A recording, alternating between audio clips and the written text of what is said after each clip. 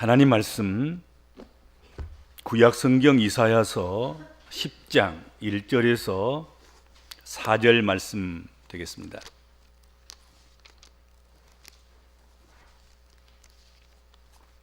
이사야서 10장 1절로 4절 말씀 제가 봉독하겠습니다. 불의한 법령을 만들며 불의한 말을 기록하며 가난한 자를 불공평하게 판결하여 가난한 내 백성의 권리를 박탈하며 가부에게 토색하고 고아의 것을 약탈하는 자는 화 있을진저 벌하시는 날과 멀리서 오는 환난 때에 너희가 어떻게 하려느냐 누구에게로 도망하여 도움을 구하겠으며 너희의 영화를 어느 곳에 두려느냐 포로된 자 아래에 굽으리며 죽임을 당한 자 아래에 엎드려질 따름이니라. 그럴지라도 여호와의 진노가 돌아서지 아니하며 그의 손이 여전히 펴져 있으리라. 아멘. 이사야 선지자 시대의 이스라엘 사회는 매우 불법하고 불공정한 그런 사회였습니다. 오늘 본문 1절에서 2절 말씀에 그 사회상이 잘 드러나 있습니다. 불의한 법령을 만들며 불의한 말을 기록하며 빈핍한 자를 불공평하게 판결하고 내 백성의 가련한 자의 권리를 박탈하며 가부에게 토색하고 고아의 것을 약탈하는 자 그러기 때문에 화 있을진저 그렇게 말할 수밖에 없는 그런 사회였습니다.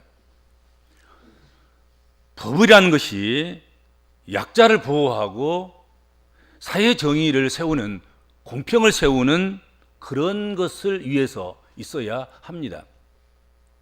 하나님도 그런 목적으로 율법을 주시고 규례를 주시고 하나님의 말씀을 주셨습니다. 그러나 현실은 언제나 그것과는 달랐습니다. 오히려 법이 가진 자들, 권력자들의 기득권 수호의 수단이 되기도 했습니다. 그래서 힘없는 사회적 약자들을 억압하고 사회 정의를 유린하고 부정으로 축제하게 하는 그런 도구가 되기도 했습니다.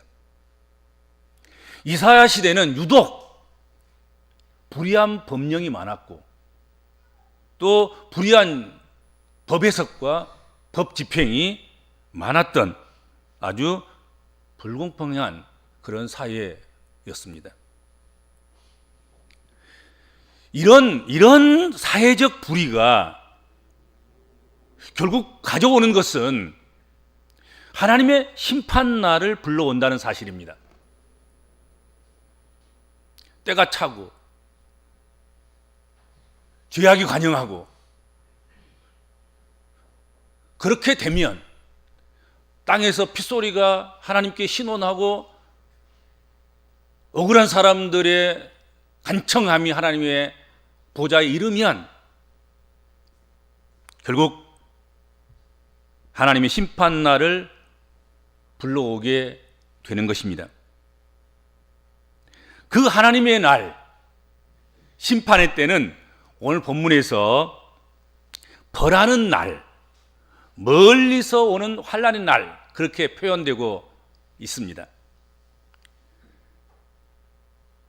하나님의 징벌인 환난의 날은 아주 멀리서 올지도 모르겠습니다. 그것은 천천히 더디 오랜 시간에 걸려서 올 수도 있을 것입니다. 그러나 그것은 마침내 올 것이며 꼭 올 것이며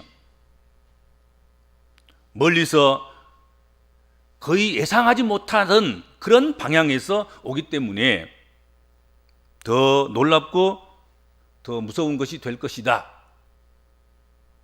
하는 것입니다. 그 징벌의 날과 환난의 날에 무엇을 해야 될지, 어디로 도망가야 될지,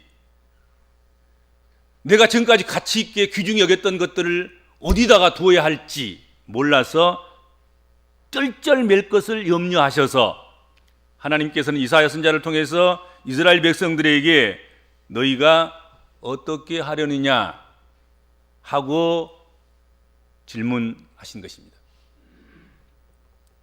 모든 일에는 결산하는 날, 결산하는 시간, 결산하는 때가 옵니다.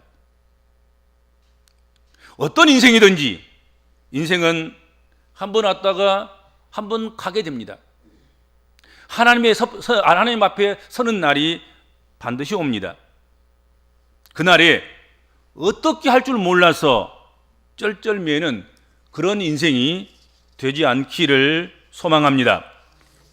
오늘을 살아가는 우리 복음적인 그리스도인들은 너희가 어떻게 하려느냐 하는 이 질문을 오늘 내게 주신, 오늘 이 아침에 하나님께서 내게 주신 질문이라고 생각하고 이 질문에 담겨있는 하나님의 안타까운 마음을 보면서 벌하시는 날과 멀리서 오는 환난 때를 대비할 수 있는 그런 기회로 삼았으면 좋겠습니다. 벌하시는 날과 멀리서 오는 환난 때가 오는데 너희가 어떻게 하려느냐 하는 이 질문은 그때를 위한 대비책이 있는가? 그때를 위해서 준비한 것이 있는가? 그때가 오면 어찌하려는가? 하고 묻고 계신 것입니다. 벌하시는 날과 멀리서 오는 환난 때에 너희는 피할 준비가 되어 있는가? 하는 물음인 것입니다. 어떤 인생이든지 하나님 앞에 서는 날이 반드시 올 것입니다. 어떤 민족이든지 어떤 나라든지 어떤 역사든 하나님 앞에서 판단받게 되어 있습니다. 이때를 위해서 준비되어 있는가를 물어야 할 것입니다. 무엇보다도 주의 날, 마지막 날이 준비되어 있어야 이 세상에서의 삶을 잘 살았다고 그렇게 이야기할 수 있을 것입니다. 누가 이 세상을 잘 산 사람이겠습니까? 누가 이 세상을 올바르게 산 사람이겠습니까? 주의 날, 마지막 날, 그날이 준비된 삶을 살아가는 사람, 그 사람이야말로 세상을 가장 잘 살아낸 사람일 것입니다. 바울 사도는 그날을 그리스도의 날이라고 이야기하면서 그리스도의 날에 나의 다름질이 헛되지 아니하고 수고도 헛되지 아니하므로 자랑할 것이 있게 하도록 하기 위해서 성도들아 너희의 다름질이 헛되지 아니하고 수고도 헛되지 않도록 하기 위해서 그날에 자랑할 것이 있도록 하기 위해서 두렵고 떨림으로 너희 구원을 이루라 그렇게 말씀했습니다. 그리고 자신을 위해서는 이미 의의 면류관이 예비되었으므로 주 곧 의로우신 재판장이 그날에 내게 주실 것이니 내게만 아니라 주의 나타나심을 사모하는 모든 자에게니라 그렇게 말씀했습니다. 바울 사도는 이미 자기에게는 의의 면류관이 예비되고 준비되었다 그렇게 고백했습니다. 그러므로 너희도 그 면류관을 얻기 위해서 두렵고 떨리는 마음으로 너희 구원을 이루어가라 그렇게 권고했습니다. 바울 사도는 그러니까 그날이 준비된 사람입니다. 그리고 그가 사랑하는 모든 사람들, 그가 아끼는 모든 사람들, 그가 늘 생각할 때마다 기도하고 감사했던 그런 사람들, 그 사람들도 그날이 준비된 사람들의 일을 소망했습니다.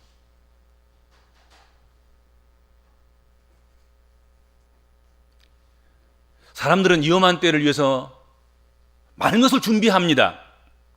사회도 민족도 나라들도 그럴 것입니다.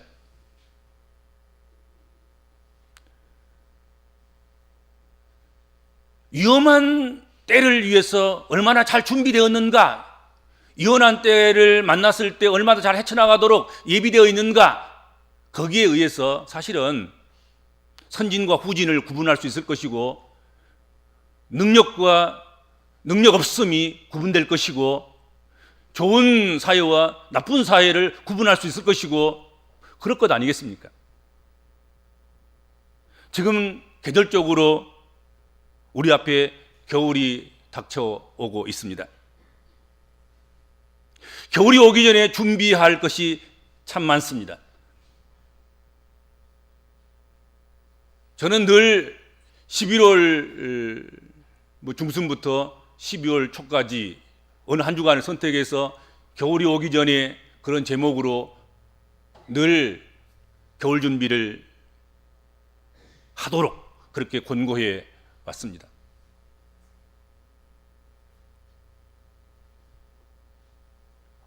겨울은 겨울이 오기 전에 준비해야 됩니다. 겨울날 준비가 되었는지 이 시간도 여러분들이 점검해 주셨으면 좋겠습니다.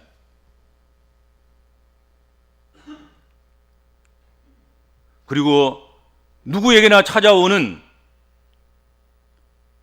즉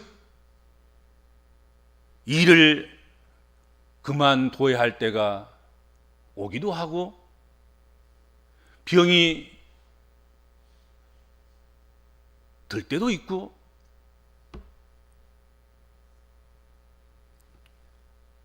누군가를 떠나보내야 될 때도 있고, 내가 떠나가야 할 죽을 날이 오기도 할 것입니다.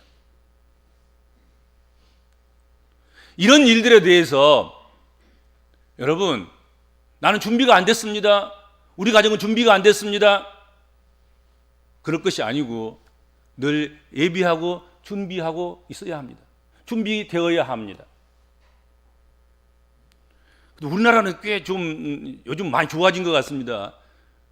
무슨 학교나 또는 뭐 공직사회나 또 괜찮은 기업들, 이런 것들은 뭐 이렇게 퇴직을 앞두고 뭐 1년이나 2년 전에 시간을 주어서 퇴직 이후의 삶을 준비하도록 그렇게 교육하는 시간도 주고 뭐 그런 것 같아요. 그렇죠?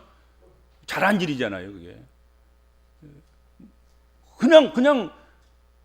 그냥 일을 마치고 나와서 아무것도 준비 안 된 상태에서 그러면 허전하고 허무하고 허망하고 무엇을 손대야 될지 알 수 없고, 그러다 보니까 맨날 사기당하는 거예요. 퇴직금 다 날려먹고. 그렇잖아요.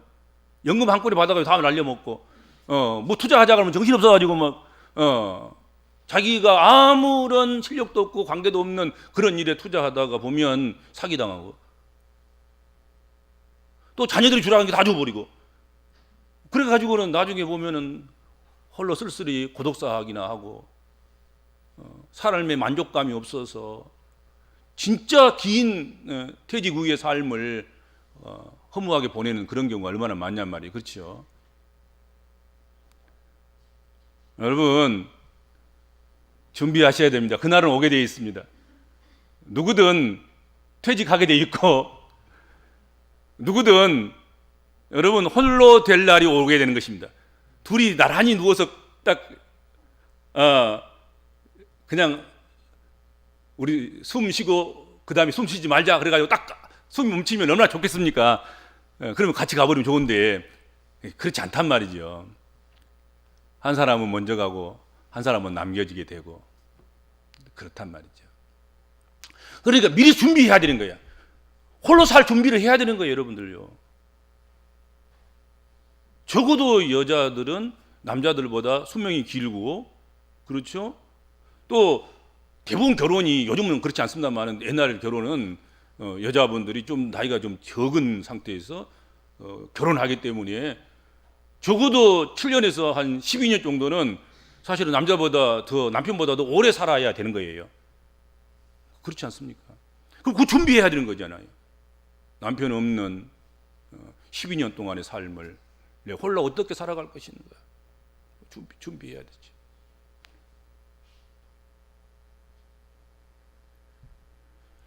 지금 직장 생활을 잘하고 있는 사람들도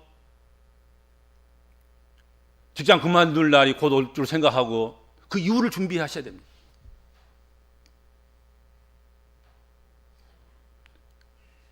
겨울이 오기 전에 겨울 준비를 해야 합니다.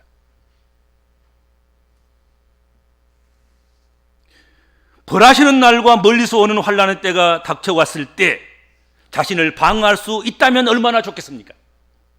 갑자기 온, 준비되지도 않는 상태에서 온 벌하시는 날과 멀리서 오는 환난의 때, 그때에 그것으로부터 자신을 방어할 수 있다고 하면 인생을 잘 산 거지요.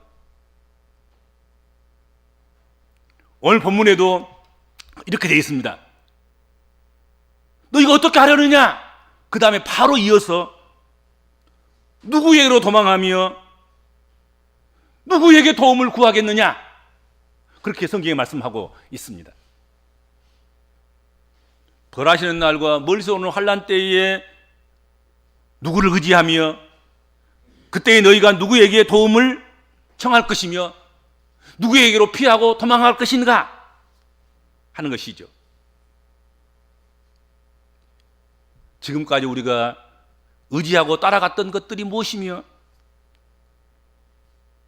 그때에 그것이 무엇을 너희에게 해줄 수 있는가 생각하라는 거지요.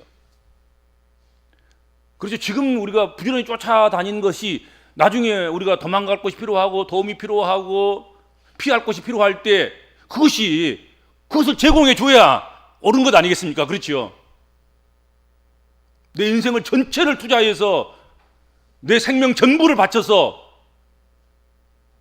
내가 위험할 때, 내가 환난 당할 때 저리로 도망가야지, 그것을 피해야지, 그것을 손 내밀면 도와주려니 그렇게 생각하고 전부를 다 때려 부쉈는데 막상 어려움 당하고 환난 당하고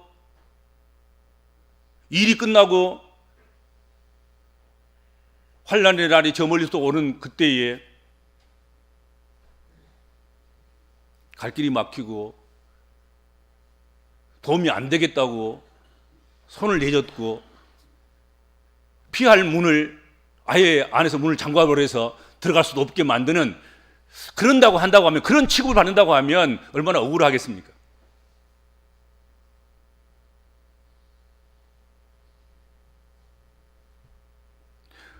우리가 지금 의지하고 피하고 숭배하고 가까이 하며 살고 있는 것들, 과연 우리의 피난처가 되고 우리가 도망갈 곳이 되고 도움이 될 수 있는가 하는 것입니다.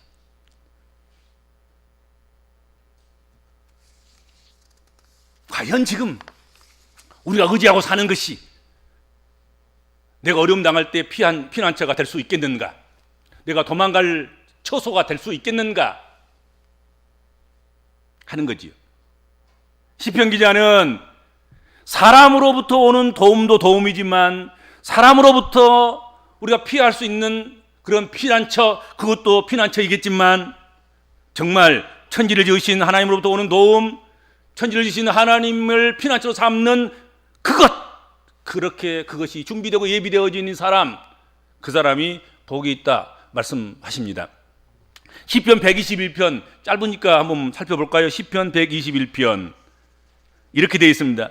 내가 산을 향하여 눈을 들리라. 나의 도움이 어디서 올까? 나의 도움은 천지를 지으신 여호와에게로서다. 여호와께서는 너를 실족하지 아니하게 하시며 너를 지키시는 이가 졸지 아니하시리로다. 이스라엘을 지키시는 이는 졸지도 아니하시고 주무시지도 아니하시리로다. 여호와는 너를 지키시는 이시라. 여호와께서 내 오른쪽에서 내 그늘이 되시나니 낮의 해가 너를 상하지 아니하며 밤의 달도 너를 해치지 아니하리로다. 여호와께서 너를 지켜 모든 환난을 면케 하시며 내 영혼을 지키시리로다. 여호와께서 너의 출입을 지금부터 영원까지 지키시리로다. 아멘. 그렇게 말씀하셨습니다.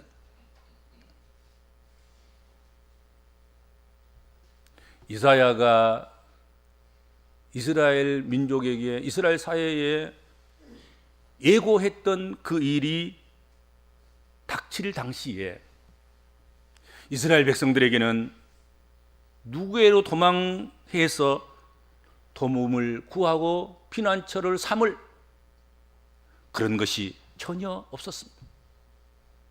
그 어디에도 도망하여 숨을 곳이 없었으며 그 누구에게도 아무에게도 아무런 도움을 입을 수가 없었습니다.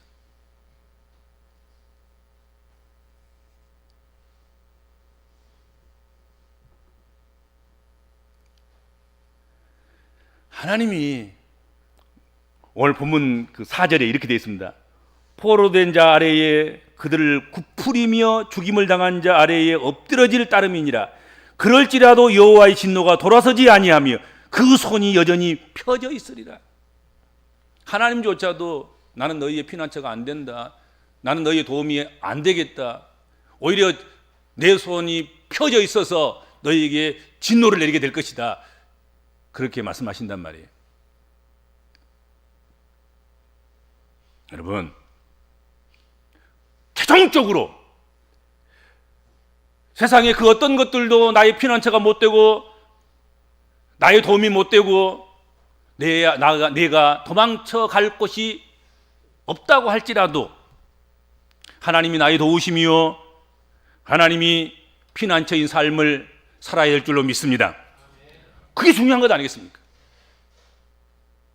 그런데 이스라엘은 도움이 되지도 아니하고 피난처가 되지도 못할 것을 의지하고 거기에 가치를 두고 거기에 목매달면서 세월을 보냈습니다. 그런 삶을 살았습니다. 그러다가 정작 피할 곳이 필요하고 도움이 필요할 때 그들이 피하고 도움을 구할 곳이 없었습니다. 최후의 보루 마지막 나의 피난처가 되어주셔야 하고 내가 도망갈 곳이 되어주셔야 되고 나의 구원의 뿔, 나의 산성, 나의 요새, 나의 하나님, 나를 건지실 자 그분조차도 우리를 예면하신다고 하면 우리는 인생 헛산 것입니다. 우리는 믿음 생활 잘못한 것입니다.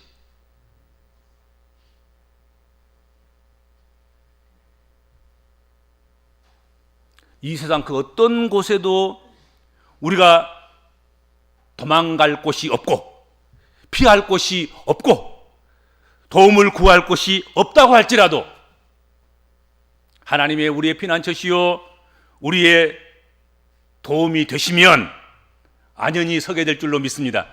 그렇죠. 그게 중요한 거란 말이죠. 그렇죠. 하나님보다 더 고수가 어디 있겠습니까? 하나님보다 더 전능자가 어디 있겠습니까? 하나님보다 더 권세자가 어디 있겠습니까?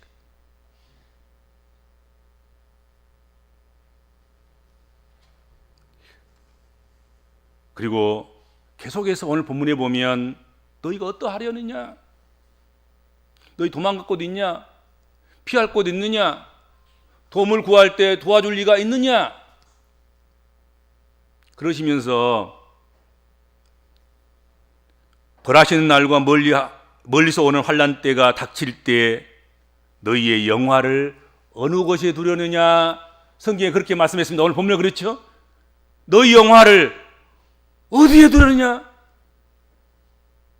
너희 소유물을 어디에 두려느냐? 너희가 못된 짓까지 다 해가면서 그렇게 불공평하고 불공정하고 불의한 사회를 만들면서까지 너희가 얻은 그 영화 어디 쓰려느냐? 어디 보존하고 어디 보관하고 어디 가지고 가려느냐? 하고 물으신 거예요. 우리 빈손 들고 왔다가 빈손 들고 가지 않습니까? 불의한 법령을 만들고 그 법령에 기대어서 온갖 불의한 일을 행한 이스라엘이 얻은 그것은 그 영화는 재물이었습니다. 이스라엘이 그렇게 불법한 일을 행하고 불의한 사회를 만들어가면서까지 그들이 얻은 것은 권세였고 재물이었고 영화였습니다. 그렇게 해서 얻은 자기들의 영화가 세상 큰 날까지 자자손손 언제까지 그렇게 이어질 줄 알았습니다.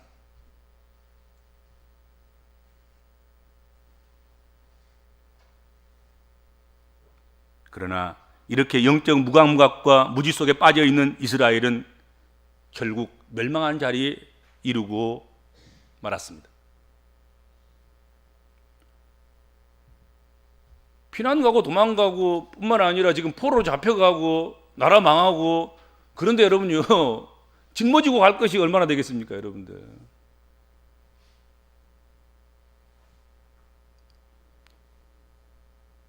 사흘 쓰면 다 없어질 것들, 그 정도밖에 우리가 뭐 짊어지고 도망갈 수밖에 없지 않겠습니까? 이스라엘 백성들이 포로로 잡혀갈 때 뭘 가지고 갔겠습니까? 얼마나 많은 것을. 너희가 불의한 사회를 만들어서 불의와 공평을 불의하고 공평치 않는 그런 나라와 민족을 만들어서 결국 나라가 멸망했는데, 그렇게 해서 얻은 너희의 그 영화, 그 어디 짝에다 쓰겠냐? 어떻게 하려느냐? 어디 두겠느냐? 어디다 두려고 하느냐? 그렇게 오늘 성경에 말씀하신 거지요.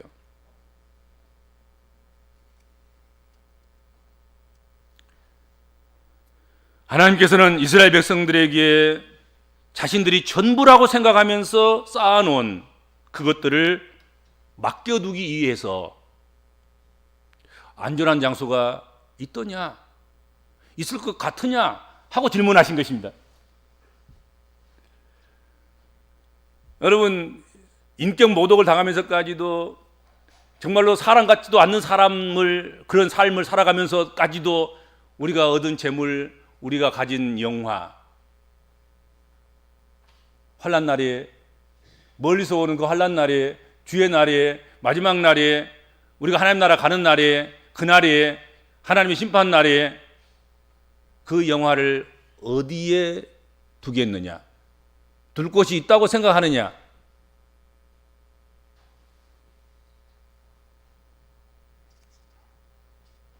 여러분, 그 둘 장소가 없다는 것을 오늘 성경에 말씀하고 있는 것이죠. 그것들은 반드시 사라지게 될 것이다. 그것을 지켜보게 될 날이 올 것이다. 말씀하십니다. 그리고 그렇게 되고 말았습니다. 돌 위에 돌 하나 남지 않고 다 무너졌습니다.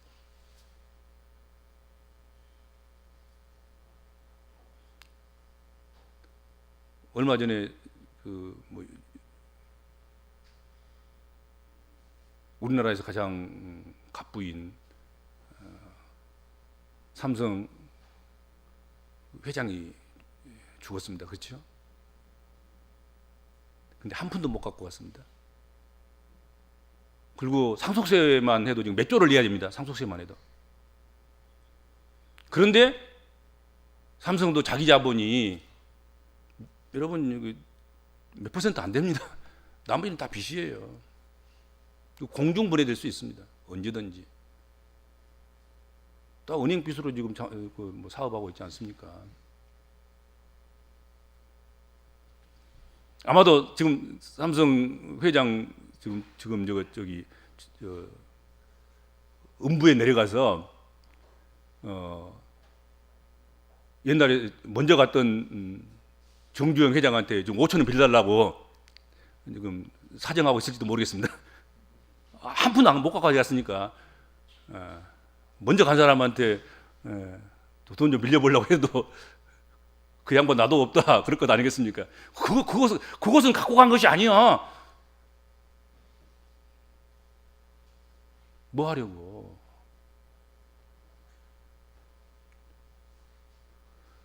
너희가 그렇게 불의해서 쌓아놓은 그 영화 정말로 쌓을 곳이 있더냐? 그것을 둘 곳이 있더냐? 가져갈 처소가 있더냐? 하고 묻는 것이잖아요. 없습니다. 없습니다.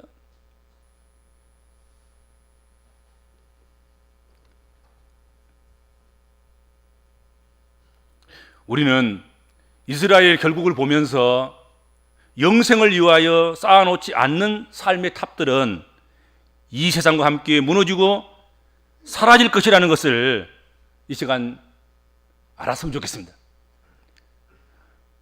그리고 깨끗이 그걸 좀 인정했으면 좋겠어요. 그리고 이것이 내 마음의 교훈 되실 수 있기를 바랍니다. 우리 마음이 교훈돼야 돼요. 내가 거기 영화 그것만을 위해서 살면 내 삶이 망가질 뿐만 아니라 내가 가지고 가지 못한 것 그것도 자식들에게 물려주고 다른 데에게 물려주면 또 그거 잘 쓰면 좋은데 그것 갖고 또 헛짓하다가 망하는, 같이 망하는 그런 일이 초래되고 맙니다. 그래서 우리가 생존했을 때 이 영화를 불꽃 그것을 찾아서 그것을 그곳에다 옮겨 놓은 것, 그것을 쓰는 것, 그것을 활용하는 것, 그것이 자신에게 좋고 자신의 후손들과 가문에도 좋은 결과를 끼치게 될 줄로 믿습니다. 우리의 영혼이 우리의 영화이고 우리가 그것을 주요 관심사로 삼는다면 우리는 어디에다 그 영화를 맡겨야 하고 쌓아야 되는지 알 수 있습니다. 우리의 영혼이 중요하다고 하면 우리 영혼이 가는 곳에 일시적인 삶이 아닌 영생의 삶이 중요하다고 하면 영생하는 삶을 누릴 곳에 그곳에다가 우리 영화를 쌓아야 하고 맡겨야 되는 줄로 믿습니다. 그렇죠? 주의 일에 써야 되고 주의 일을 하는 데 활용해야 되고 주의 나라와 그의 복음과 그의 영광을 위해서 쓰고 활용해야 됩니다.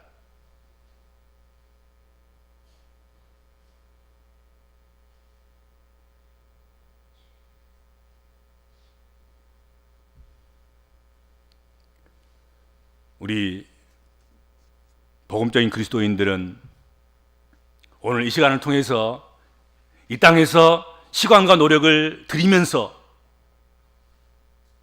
모으고 있는 영화를 어느 곳에 둬야 하는지를 이 시간 확실하게 정하는 시간이 됐으면 좋겠습니다. 이 시간을 통해서 나는 내가 쌓은 모든 영화, 나의 다름박질, 나의 경기하는 수고, 내가 예수가 힘썼던 그 모든 삶의 흔적들, 그 결과물들, 이것들을 그 영화를 어느 곳에 둬야 하는지 이 시간을 통해서 그냥 확실하게 결정했으면 좋겠습니다. 우리가 사는 삶 속에서도 수많은 부조리와 불의를 볼 수밖에 없습니다.